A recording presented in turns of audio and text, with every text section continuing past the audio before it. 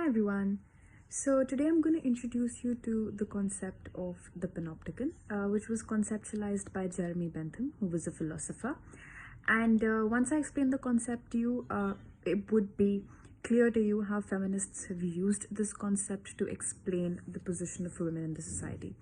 So Panopticon in one sentence is this institutional building, which is also a system of control, which means that the architecture of the building is made in a manner wherein it enforces surveillance and control. So the architecture is pretty simple, nothing too complicated. It's a circular building, something like this. It's a circular building wherein along the circle are the prisoner cells. In the middle, there's a watchman whose job is to look at the prisoners. But the interesting part is that the structure, the architecture of the building is as such where the watchman can look at the prisoners. However, the prisoners cannot look at the watchman, which means that the prisoners have no idea when they're being watched. They don't know how they're being watched, if they're being watched. However, they have to constantly behave under this assumption that they're being watched.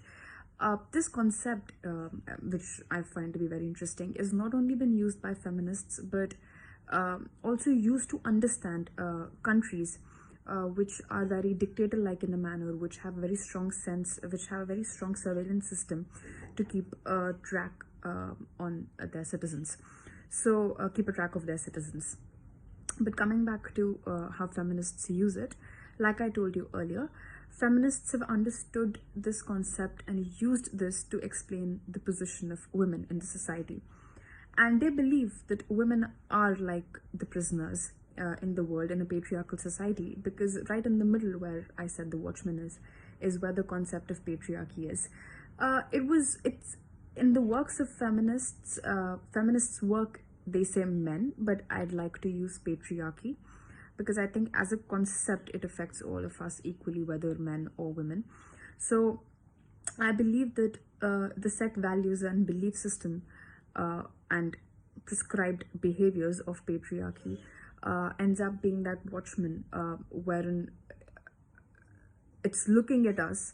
It's something that we've been raised with, and we constantly feel like we have to live up to those standards because we're constantly watched by that sort of belief system and fundamentals. However, it's just an assumption, which also talks about how fearful we are of acting out. Like I said, the prisoners always have to behave in a manner wherein they have to be in this constant fear that they're being watched. That is how they will manipulate the behavior of the prisoner. So when we talk about, do women objectify themselves, why do women objectify themselves, there's a lot of conversation around it.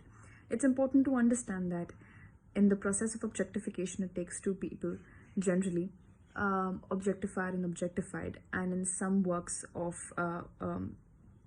some research on feminism also suggests that doesn't have to be two people. The woman, because she feels she's constantly being watched and because she has an understanding of how she is perceived in the society, she's capable of being both. So she's capable of evaluating herself from the perspective of an objectifier, and then she becomes the thing that is getting objectified. So if we use the concept of panopticon, people can understand that if women are constantly living under the assumption that they're being watched, all of their behavior, all of their actions is kind of guided by that principle, thought, fear, emotion, whatever is it that you want to call it. I personally find this concept to be very, very profound and very interesting, because I think it just does not apply to feminism. I think it can apply to patriarchy at large for everybody in it, not just women, not just the sex women, but everybody in the world. So yeah, tell me what you think about it.